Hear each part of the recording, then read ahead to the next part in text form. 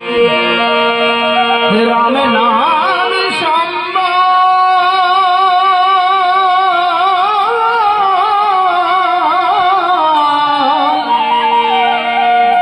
ओरे एक दिन पालावे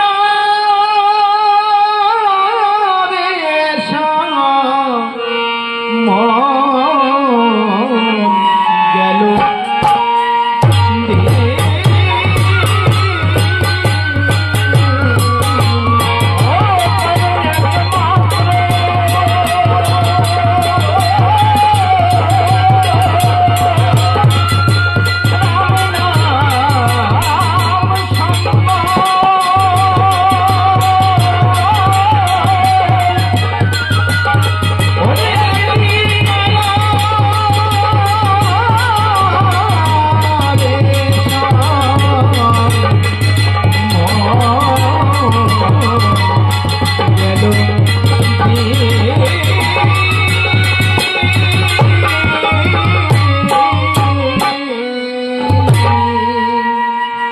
আসিয়াছো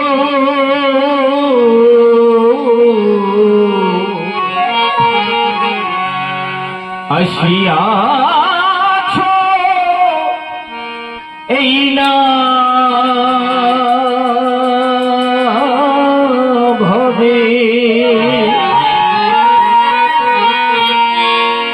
ওরে কি বা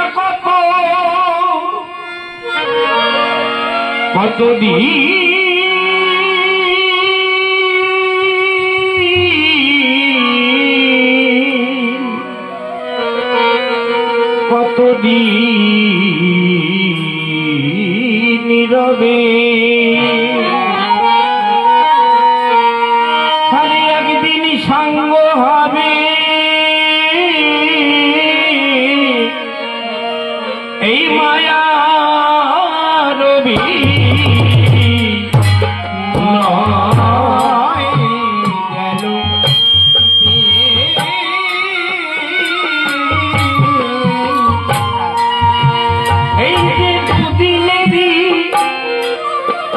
দুদিনের দুনিয়া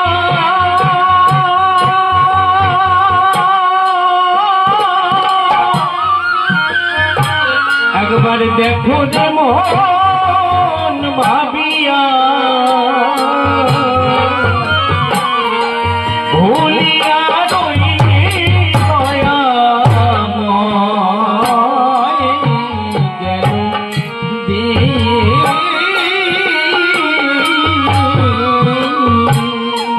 গেল ও মন ভ্রান্ত তোর সম্মুখে কৃতান্ত সীতাকান্ত ভজ এক মনে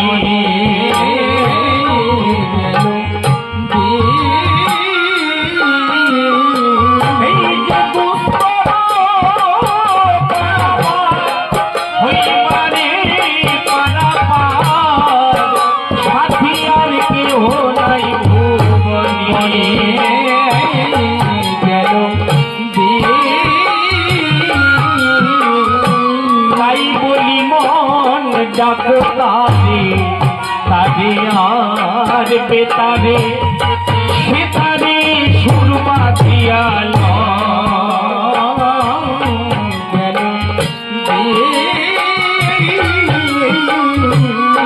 তখন সাধু হবে মন পতঙ্গে কেউ ফেলিবে প্রেম তরঙ্গে ভগবতী রাম গুণাগুণ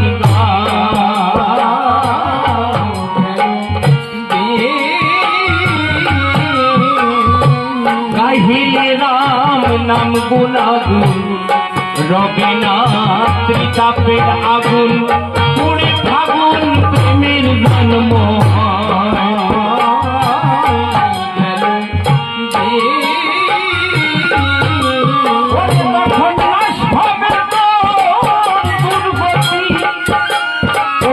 সাধু সঙ্গে গতাগতি ভোজন সফল হয়ে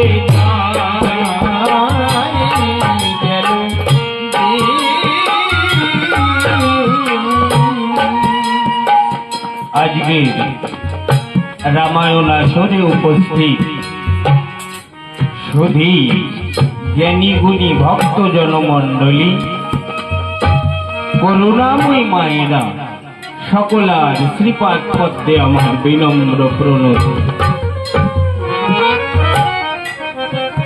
মধুর রামায়ণ কীর্তন আমরা শ্রবণ করতে একত্র হয়েছি। পদকর্তা বলছে, রাম নাম কীর্তন করলে ত্রিতাপের আগুন, আর সে আগুনে আমাদেরকে পোড়াবে না। ত্রিতাপ কাহাকে বলে? রামায়ণ কীর্তন শ্রবণ করবার আগে একটু মনশিক্ষা শুনতে হয়। পূর্বপর নিয়ম ধারা এইভাবে চলে আসছে। আমি দুটি মনশিক্ষার কথা বলতে চাইছি। মন আমাদের ভেতরে থাকে, যাকে দেখতে পাই না। বাইরের অঙ্গগুলি আমরা একে অপরকে দেখতে পাই, হাত পা চোখ কান মাথা। মন ভিতরে থাকে। আমার মন আমার ভেতরে, আপনার মন আপনার ভেতরে। আমি আমার ভেতরের মনকে দেখতে পাই না। আপনি আপনার মন ভেতরে আছে, দেখতে পান না। যাকে দেখা যায় না তাকে শিক্ষা দিতে বলছে। মহাজন বলছে, এই মনকে শিক্ষা দিলে, মন যদি শিক্ষিত হয়, মন তখন সৎ পথ ধরে চলে। যাকে দেখি না সে চলে বা কি করে? এই বিষয়ে আমরা দু চারটি কথা শুনব।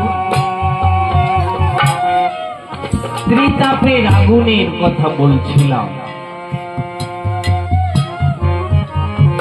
জন্ম নেয়া এক জ্বালা, বেঁচে থাকা এক জ্বালা, মৃত্যুকে বরণ করা আর এক জ্বালা। এই তিনটি জায়গায় আমরা পুড়ে দগ্ধ হচ্ছি, পুড়ে পুড়ে সিক্ত হয়ে যাচ্ছি। এই পোড়া কি করে বন্ধ হতে পারে? এইখানে বিবেচ্য বিষয়। এখন বলুন তো, জন্ম নেয়া কি জ্বালা? বেঁচে থাকা কি জ্বালা? মৃত্যুকে বরণ করা কি জ্বালা? জ্বালা তখনই হবে যখন জন্ম নেয়াটা জন্ম নেয়ার মতো নেব না, বেঁচে থাকাটা বাজবার মতো বাজব না, আর মরে যাওয়াটাও ঠিক মরণের মতো মরব না। তখনই জ্বালা। বিশ্বকবি রবীন্দ্রনাথ ঠাকুর বলছে, মরিতে চাহি না আমি সুন্দর ভুবনে, মানবের মাঝে আমি বাঁচিবারে চাই। বিশ্বকবি মরতে চাইছে না, কিন্তু আমরা বলছি মরে গেল যেন বেঁচে যেতাম, আর ভালো লাগে না। এইটা আমরা বলছি। তাহলে এতে প্রমাণ আগুনে আমরা দগ্ধ হচ্ছি, পুড়ছি। বিশ্বকবি মরতে চাইছে না। মরণের কথাটা বিশ্বকবি রবীন্দ্রনাথ ঠাকুর বললেন, ওহে মরণ তুহু মম শ্যাম সমান। মরণকে শ্যামের সমান বলছে, কিন্তু মরণে আমাদের খুব ব্যথা দেয়। মরণ মরার মতো মরছি না। প্রাণ দেয়া আর মরণ দুটি কথা কিন্তু বাবা। প্রাণ দেয়া আর মরে যাওয়া দুটি কথা। বারবার বিশ্বকবি রবীন্দ্রনাথ ঠাকুরের কবিতার লাইন মনে পড়ছে, যে কেবল মরে নাহি দেয় প্রাণ, কে কবে করেছে কোথা তার গুণগান। আমরা মরি, প্রাণ দিতে পারি না। প্রাণ দেয়াটা তখন হবে যখন আমি মৃত্যুকে আহ্বান করব। আমরা কেহ মৃত্যুকে আহ্বান করছি না, আরো বেঁচে থাকতে চাচ্ছি। যেখানে মরণ শিরোধার্য, মরণ একদিন আমার হবে হবে হবে।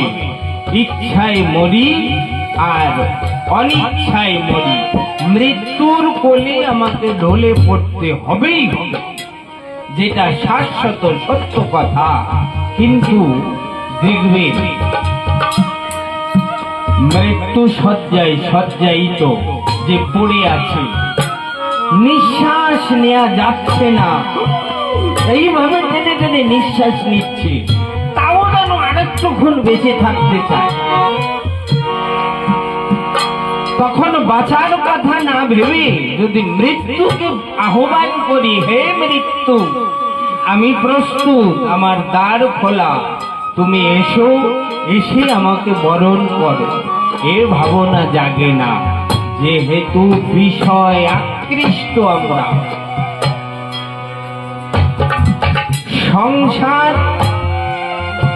সংসারের ভিতরে আমি থাকি না আমার ভেতরে সংসার থাকে, এইখানেও বিচারের বাবা। সংসারের ভেতরে আমি থাকি না আমার ভেতরে সংসার থাকে। সংসারের ভেতরে যদি আমি থাকতাম তাহলে এত কষ্ট হতো না। সংসার আমার ভেতরে, প্রমাণ এখনই চক্ষু বন্ধ করে ভাবেন, আপনার 6 একর বা 3 একর জমি, জমির আইলও আপনার মাথায় আছে, ভেবে দেখেন। চোখ বন্ধ করে আপনার জমিটার কথা ভাবেন, জমির যে কয়টা আইল না, আইল, ওই আইল আপনার মাথায় আছে। ওই জায়গার আইলটা ভেঙে গেছে, ওই জায়গার আইলটা সেকুন, এখনই মাথায় চলে আসে। সংসারের ভেতরে আমি নাই, আমার ভিতরে সংসার, আমার ভিতরে তো থাকবে ঈশ্বর। ঈশ্বর আমাকে পাঠিয়েছে সংসারে, সংসারের ভেতরে আমি থাকব। তা না করে সংসার আমার ভেতর, তাই জ্বালা, বেঁচে থাকা তাই জ্বালা।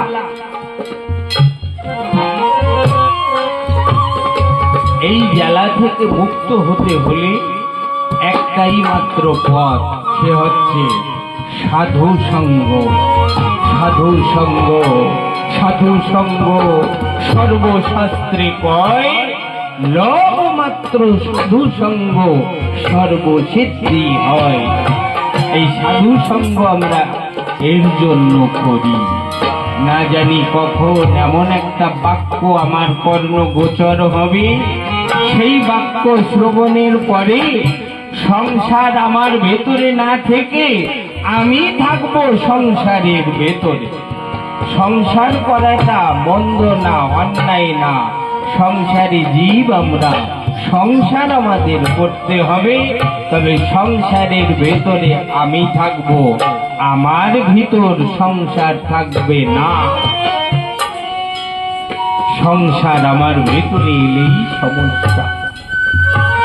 তাই আমরা জন্ম নিয়েও শান্তি পাই না, বেঁচে থেকেও শান্তি পাই না, মরে গিয়েও শান্তি পাই না। শেষ পর্যন্ত কেন যে চেষ্টা করি বাবা। 4টে আশ্রমের কথা বলেছি। ঋষিরা ব্রহ্মচর্য, গারস্থ, বানপ্রস্থ, সন্ন্যাস। 25 বছর পর্যন্ত ব্রহ্মচর্য পালন করতে হবে, 50 বছর পর্যন্ত সংসার করতে হবে, 50 পার হয়ে গেলে তখন বানপ্রস্থে যেতে হবে। বানপ্রস্থ মানে আমি সংসারে থাকবো, সংসার আমার মধ্যে থাকবে না।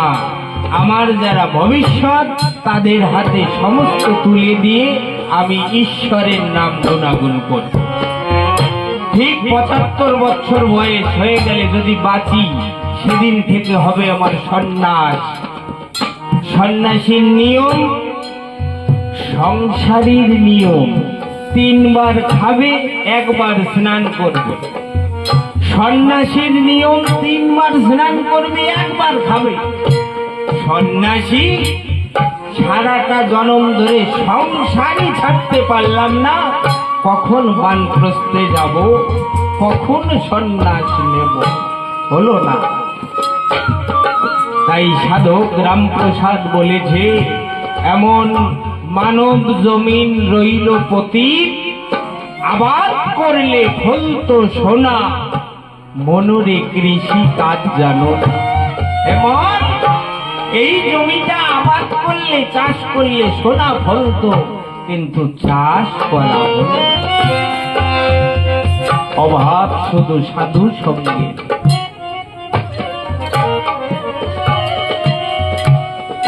সাধু সঙ্গ করলে পরে যে কেউ কোনো মশা বেঁধে কিছু দিয়ে যাবে বাবা, তা কিন্তু না। সাধুর মুখে কোন একটা অমৃত বাণী আমার কানে ঢুকবে, আর সেদিন আমি বুঝে যাব। এই বোঝাটা হচ্ছে না দেখে দিন দিন মাথায় বোঝা বেড়ে যাচ্ছে। আমরা পদাবলী কীর্তন শুনেছিলাম, লালা বাবু জগৎ ছেড়ে চার বেহারার পালকিতে চড়ে সান্ধ্যবায়ু ভক্ষণে বেরিয়েছে। চারজন বেহারায় তাকে পালকিতে ঘোরাচ্ছে সন্ধ্যার সময়। সন্ধ্যার যে শীতল বায়ু, সেইটা উনি গ্রহণ করবেন। ধোপার বাড়ির সামনে থেকে যাচ্ছে। ধোপার মেয়ে দেখে বলল, বাবা, ওর বাবাকে বলছে, বাবা, বেলা যে পড়ে গেল, বাসনায় আগুন দেবে না। বাসনা মানে কি জানেন? এখন যেমন সার্ফ, সোডা, সাবান, ওয়াশিং মেশিন, বহু কিছু বেরিয়েছে, তখন এগুলো ছিল না।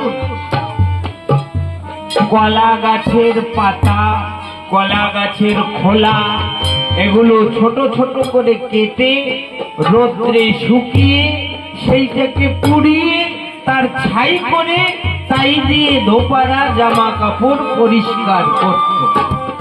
এই যে কলা গাছের পাতা, খোলা, ডাটা, এইগুলোর নাম হচ্ছে বাসনা। ধোপা সেই বাসনা কেটে রোদ্রে শুকাতে দিয়েছে। বেলা পড়ে এসেছে, নিশির পরে বাসনাগুলো নরম হয়ে যাবে, পুড়লে ভালো ছাই হবে না। এর জন্য ধোপার মেয়ে বাবাকে ডেকে বলছে, বাবা, বেলা যে পড়ে গেল, বাসনায় আগুন দেবে না। কিন্তু কথাটা লালা বাবুর জগৎ ছেদের কানে ভেসে এলো। বেলা তো সত্যি সত্যি জীবন বেলা ডুবু ডুবু প্রায়, বাসনায় বাসনায় তো আগুন দিলাম না। মেয়েটা বলল বাসনা, লালা বাবু শুনল বাসনা।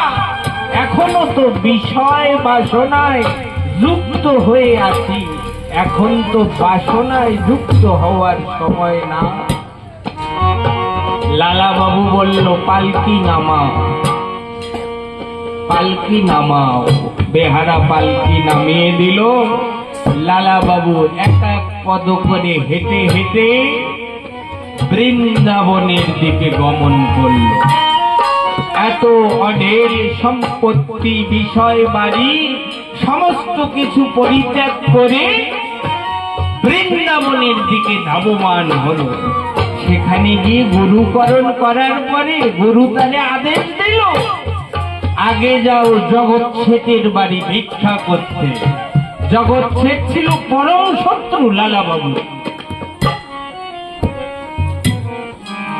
ভিতরের অহং, ভিতরের আমিত্ব, একে পূর্ণভাবে যতক্ষণ নাশ না করলাম, ততক্ষণ ঈশ্বরের প্রসাদের উপযোগী হব না। শাস্ত্রে কি বলেছে জানেন? বৃন্দাবন, হরিদ্বার, ঋষিকেশ আমরা যাই তো তীর্থ ভ্রমণে, যদি সংসারে কোনো দেনা করে যাই না, দেনা আমার কাছে টাকা পাবে, এই দেনা করে তীর্থে গেলে তীর্থের ফল হয় না। তীর্থ করলে যে পুণ্য হবে, এই পুণ্য হবে না, এটা শাস্ত্রে বলেছে।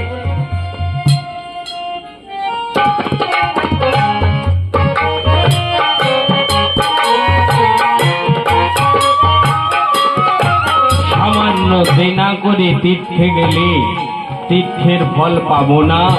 বলেন, আমিত্ব, অহংকার, শত্রুতা এগুলি বজিয়ে রেখে যদি তীর্থে যাই, পুণ্যের জায়গায় পাপ কামিয়ে আনবো না তো? সাধু সঙ্গ করলে বাবা এই জ্ঞান হয়, যে জ্ঞান হলে পরে আমি ঈশ্বরের চরণের প্রসাদী হওয়ার উপযোগী হতে পারি। এই জ্ঞানটুকু আমাদের ভেতরে হয়। তাই সাধু সঙ্গ যেন আমরা করি। সাধু সঙ্গে পাওয়া যাবে বাবা। সোসাইটি, ব্যাংকে আমরা গিয়ে লাইনে দাঁড়াই তো, কেরোসিন তেল তুলতে যাই, চাল তুলতে যাই, ব্যাংকে টাকা তুলতে যাই বা টাকা জমা করতে যাই, আমরা লাইনে দাঁড়াই। লাইনে কতক্ষণ দাঁড়িয়ে থাকবো? কতক্ষণ থাকবো? যতক্ষণ আমার পাওনাটা না পাবো। লাইন টেনে এগোবো, আমার পাওনাটুকু পাবো, ওই লাইন ছেড়ে কিন্তু চলে আসবো। আমরা সকলে লাইনে দাঁড়িয়ে আছি সংসারে, সাধু সঙ্গ করতে করতে কখন যে এমন সুমধুর বাক্য ভেসে আমার কর্ণগোচর হবে, সেদিন মন শিক্ষা পাবে। মন বিষয়মুখী না হয়ে পরমমুখী হবে, সেই দিন আমার লাইনে দাঁড়ানো সার্থক।